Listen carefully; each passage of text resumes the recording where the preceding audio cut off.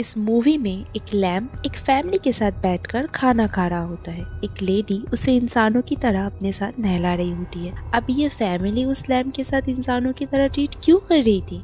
अब इसी के साथ हम देखते हैं कि बहुत सारे हॉर्स फ्रोस्टी माउंटेन्स पर घूम रहे होते हैं, लेकिन तभी सडनली उनके सामने कुछ ऐसा आ जाता है जिसकी वजह से वो डरकर वहाँ से भाग जाते हैं। अब वो चीज क्या थी ये तो हम भी नहीं देख, लेकिन एक अजीब सी आवाज हमें भी सुनाई देती है। इसका मतलब वो कोई जानवर भी हो सकता है। इसके बाद सीन शिफ्ट होकर एक फार्म पर जाता है जहाँ पर हम बहुत सारी शिप्स को देखते हैं और वो भी सडन डर जाते हैं। उन्हें देखकर ऐसा लग रहा था कि जैसे वो किसी से बचकर भाग रहे हो। वो एक फार्म से निकलकर दूसरे फार्म में चले जाते हैं, लेकिन एक शिप पीछे रह गई थी और उसकी हालात भी काफी खराब लग रही थी।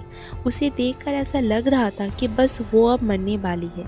अब यहाँ पर वो सारे शिप्स फार्म में खड़े होकर बाहर देख रहे होते हैं और वो बाहर नहीं जा सकते थे क्योंकि बाहर तूफान आ रहा था। इसके बाद हमें उस फर्म के ओनर दिखाए जाते हैं और वो दो हस्बैंड वाइफ थे। उसमें वाइफ का नाम मारिया होता है। इसके बाद हम देखते हैं कि मारिया और उसका हस्बैंड अपनी डेली रूटीन के अकॉर्डिंग अपने काम कर रहे होते हैं। यहाँ पर हम नोटिस कर पाते हैं असल में यहाँ पर टाइम जंप हुआ है क्योंकि अभी यहाँ पर हरियाली है और धूप भी गिरी हुई है, लेकिन पहले बर्फ पड़ रही थी।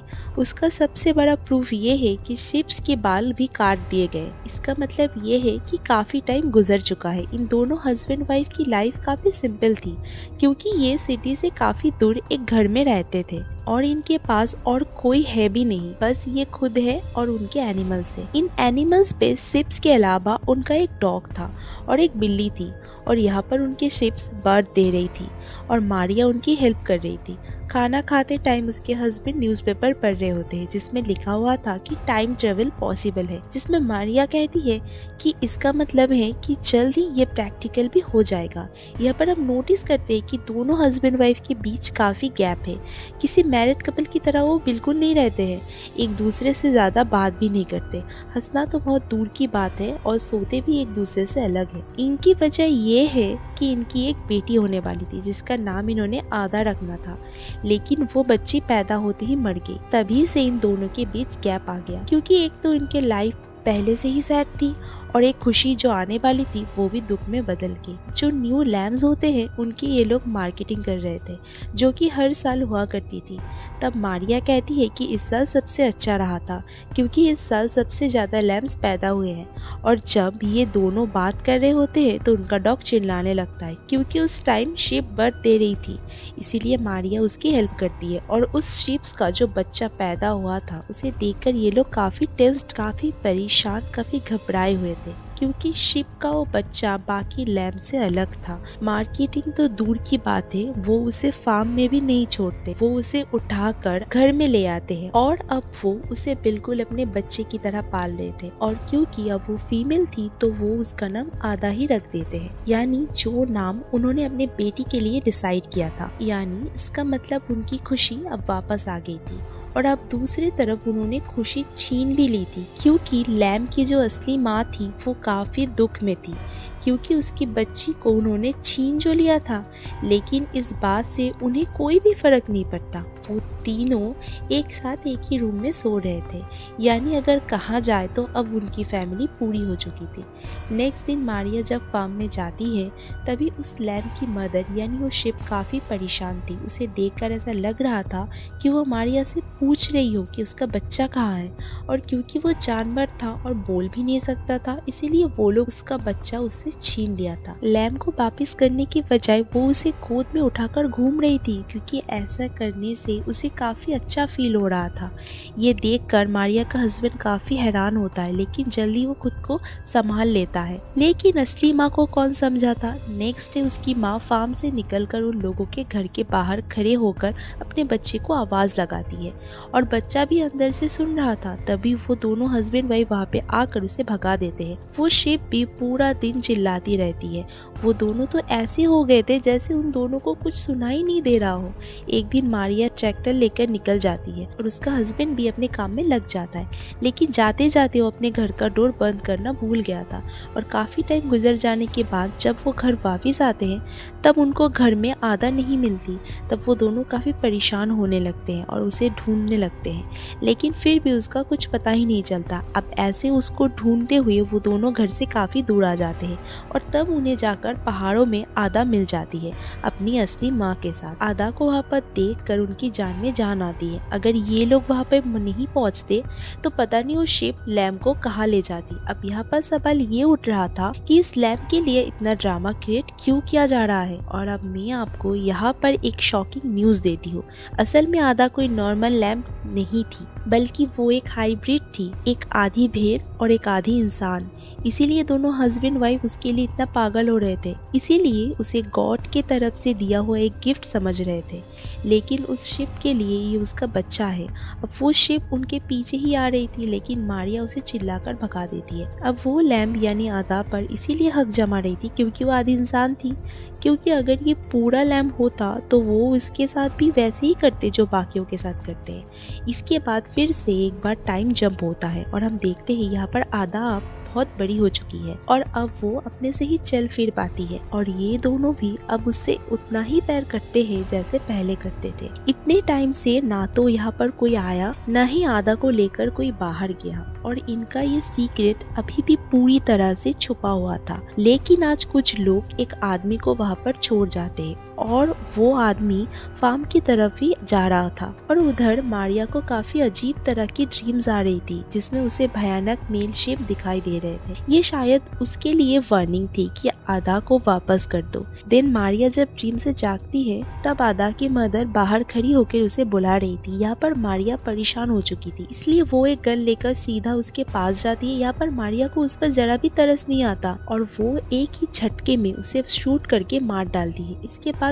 वो उसे एक जगह पर लेके उसको दफना देती है। अब मारिया सोच रही थी कि वो उस लैम्ब के माँ को मार कर वो उस बच्चे का हकदार बन गई, यानी अब उन्हें परेशान करने वाला कोई नहीं, ऐसा उसे लग रहा था। लेकिन वो आदमी यहाँ तक पहुँच जाता है और वो मारिया को ऐसा करते देख लेता है और यहाँ पर हमें पता चलता है कि इस आदमी का नाम पीटर है और रात वो वहीं पर ही गुजारता है और सुबह होने पर हमें पता चलता है वो आदमी असल में मारिया के हस्बैंड का भाई है। इसके बाद वो सब साथ मिलकर ब्रेकफास्ट करने लगते हैं। तभी वहाँ पर आदा भी आ जाती है और उसे देखकर पीटर काफ़ी हैरान और काफ़ी परेशान होता है। वो कुछ भी समझ नहीं पाता आखिर यहाँ पर चल क्या रहा है। यहाँ पर हम देखते हैं कि आदा का एक हाथ इंसान जैसा है और एक हाथ शिप जैसा।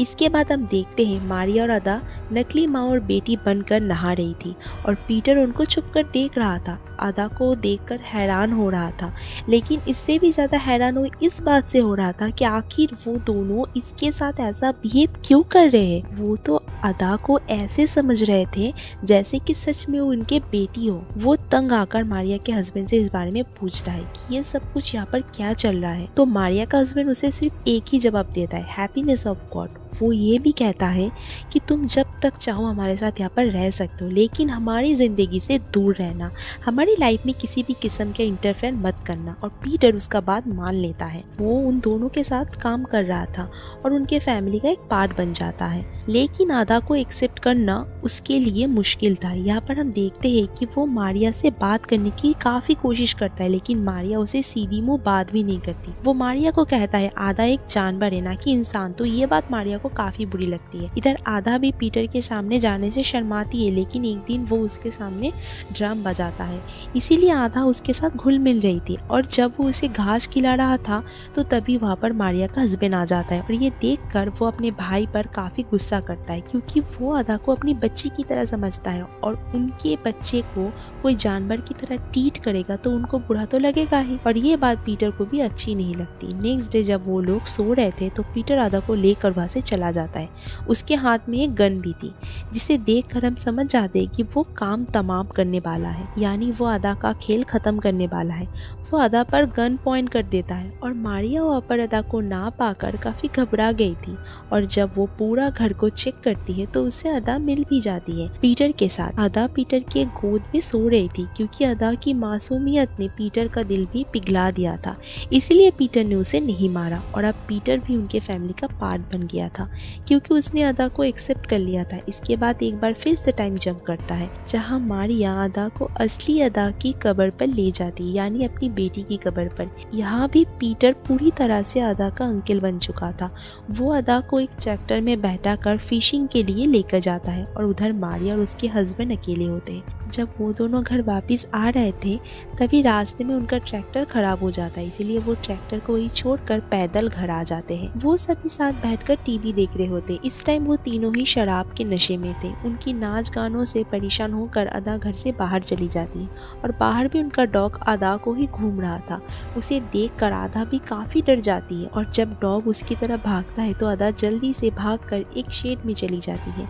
वो मिरर में अपना फेस देखती है जो उसके पेरेंट्स के साथ बिल्कुल भी नहीं मिलती थी। यहाँ पर हम नोटिस करते कि गन गायब थी और मारिया का हस्बैंड सो जाता है और अदा भी उसके साथ सो रही होती है, लेकिन तभी उसे काफी डर लग रहा था और मौके का फायदा उठाकर पीटर मारिया को ब्लैकमेल करता है, ये कहकर कि मैं इस लैम की असली माँ को जानता हूँ जिसे तुमने मार दिया, मैंने देखा था। अब क्योंकि मारिया नहीं चाहती थी कि अदा को उसका सच पता चले, क्योंकि अगर ऐसा हुआ तो उनकी फैमिली टूट जाएगी, इसीलिए वो पीटर की बात मानने के लिए एग्री हो जाती है। लेकिन असल में ये उसकी एक ट्रिक थी, क्योंकि इसके बाद वो पीटर को एक रूम में बंद कर देती। नेक्स्ट डे वो अपने हस्बैंड के जागने से पहले ही पीटर को एक बस में बैठाने के लिए उसे ले जाती है और पीछे से अदा ही मारिया के हस्बैंड को नाश्ता देती है। इसके बाद वो दोनों ट्रैक्टर को वापस लाने के लिए चले जाते हैं। मारिया का हस्बैंड अदा को बता रहा होता है कि अगर कभी तुम कहीं खो गई तो तुम कैसे घर वापस आ सकती, क्योंकि यहाँ पर पहाड़ है तो तुम इसीलिए वापस आ सकती हो। मारिया जब घर वापस आती है तो घर में वो दोनों ही नहीं मिलते और तभी अचानक से उसे गोली चलने की आवाज आती है, इसीलिए वो उसी तरह भागती है जहाँ उसे गोली की आवाज आई थी। असल में वो गोली मारिया के हस्बैंड के गले में लगी थी। अब क्या ये गोली अदा ने चलाई थी? बिल्कुल भी नहीं, क्योंकि वो गोली चलाई होती है एक बड़े हाइब्रिड ने,